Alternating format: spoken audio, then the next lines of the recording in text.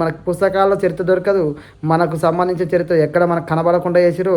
అలాంటిది పవన్ కళ్యాణ్ అనే వ్యక్తి లీడ్ రోల్లో నటిస్తూ ఒక వీరుని చరిత్రను చూపిస్తున్నారంటే మనందరం గర్వంగా ఫీల్ అవ్వాలి. ఒక deputy CM range candidate cinema వస్తుందంటే ఒక వీరుని అవమానపరిచే విధంగా, తగ్గించే విధంగా ఎందుకు తీస్తారు?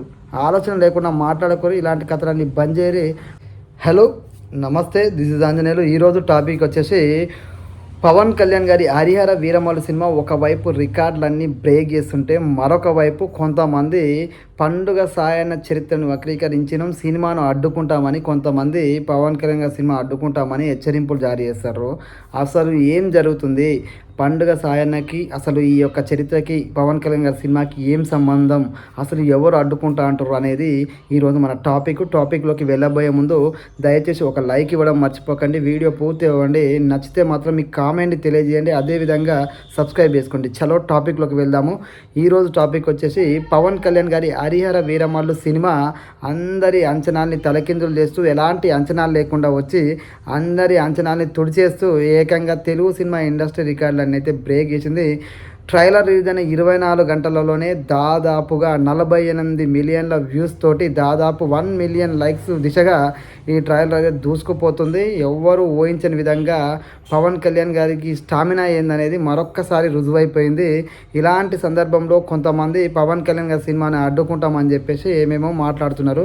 పవన్ కళ్యాణ్ గారి సినిమా అయినా సరే, ఇంకా ఏ సినిమా అయినా సరే, కొంతమంది మనోభావాలు, వాళ్ళకి సినిమా స్టోరీ తెలియదు, సినిమా రిలీజ్ కాదు, అయినా వాళ్ళకు వాళ్ళు ఆపాదించుకొని ఇది మా స్టోరీకి తగ్గట్టుగానే ఉంది, మమ్మల్ని అవమానపరిచిండు, మాకు ముందే చెప్పాలంటే ఒక సినిమాని కోట్లు పెట్టి తీస్తారు. ఎవరినైనా అవమానించడానికి పవన్ కళ్యాణ్ అనే వ్యక్తి డిప్యూటీ సీఎం. ఆయనకు తెలుగు రాష్ట్రాల్లో, ఇటు తెలంగాణ అయినా ఆంధ్ర అయినా మేము దగ్గర నుంచి చూసినాం. ఆయన ఎట్లా అంటే గౌరవిస్తాడో మన అందరికీ తెలుసు. అలాంటిది పవన్ కళ్యాణ్ గారు ఒకరిని అవమానపరిచే విధంగా, ఒక గొప్ప వీరుని తగ్గించే విధంగా సినిమాలు ఇస్తారో ఒకసారి ఆలోచన చేసుకోవాలి. ముఖ్యంగా పవన్ కళ్యాణ్ గారు సినిమా ట్రైలర్లోనే చెప్పిండు, గోల్కొండ గురించి ప్రస్తావన చేసిండు, ఔరంగజేబు గురించి ప్రస్తావన చేసిండు.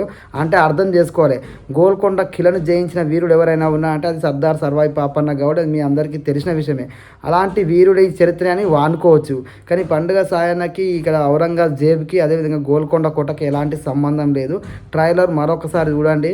అనవసరంగా మీరు హైప్ కావడానికో లేదంటే పవన్ కళ్యాణ్ గారిని బదనాం చేయడానికో ఇలాంటి ట్రిక్స్ వల్ల ఏమీ యూజ్ ఉండదు. ఎందుకంటే ఈ సినిమాకి ఈ యొక్క వీరుని కథ, ఆ యొక్క వీరుని కథ అని సినిమా వాళ్ళు ఎక్కడ చెప్పలేదు. ఆ కాలంలో జరిగినటువంటి ఒక వీరుని కథ అని చెప్పారు.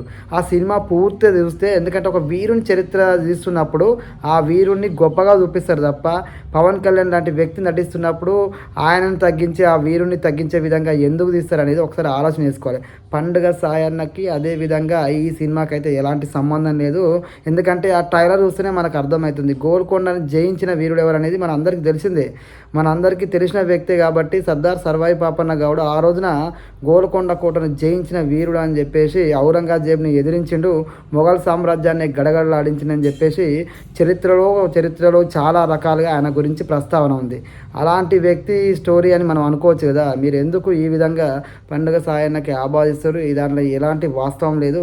ఈ సినిమా ఏ వీరుని గురించి చూసినా, ఒకరు పండుగ సాయన్న గురించి నిజంగానే తీసినా కూడా ఆయన గర్వపడేలాగా, మన అందరం గర్వపడేలాగానే ఉంటుంది. పవన్ కళ్యాణ్ అనే వ్యక్తి ఒక వీరుని గొప్పగా చూపిస్తాడు. చరిత్రను, మన వీరుని త్యాగాన్ని ఇంతవరకు మర్చిపోయి, మన వీరుడు మనకు పుస్తకాల్లో చరిత్ర దొరకదు, మనకు సంబంధించిన చరిత్ర ఎక్కడ మనకు కనబడకుండా చేసిరు. అలాంటిది పవన్ కళ్యాణ్ అనే వ్యక్తి లీడ్ రోల్లో నటిస్తూ ఒక వీరుని చరిత్రను చూపిస్తున్నారంటే మనందరం గర్వంగా ఫీల్ అవ్వాలి. అలాంటి చరిత్రను పవన్ కళ్యాణ్ గారు మన అందరికీ, యావత్ దేశానికి, నాట్ ఓన్లీ తెలంగాణ ఆంధ్రాకి కాదు, దేశం మొత్తానికి పాన్ ఇండియా మూవీ వస్తుంది, దేశం మొత్తానికి ఒక వీరుని చరిత్రను తెలియజేస్తున్నందుకు గర్వపడాలి. కానీ పవన్ కళ్యాణ్ సినిమాని అడ్డుకుంటాం, పవన్ కళ్యాణ్ సినిమాని ఆపేస్తాం, పవన్ కళ్యాణ్ మాకు చెప్పాలి అంటే ఏం మాట్లాడుతున్నారు? ఒక deputy CM range candidate cinema వస్తుందంటే ఒక వీరుని అవమానపరిచే విధంగా, తగ్గించే విధంగా ఎందుకు తీస్తారు? ఆలోచన లేకుండా మాట్లాడుకొని ఇలాంటి కథలన్నీ బంద్ చేయరి. పవన్ కళ్యాణ్ అనే సినిమాని మీరు కాదు, ఎవడొచ్చినా ఆపలేడు. ఒకటి మాత్రం స్పష్టం, ఏ వీరుని పవన్ కళ్యాణ్ అవమానించడు, గౌరవపరచడు. అది గుర్తుపెట్టుకోండి. మీకు ఈ వీడియో నచ్చితే 10 మందికి తెలియజేయండి. జై హింద్.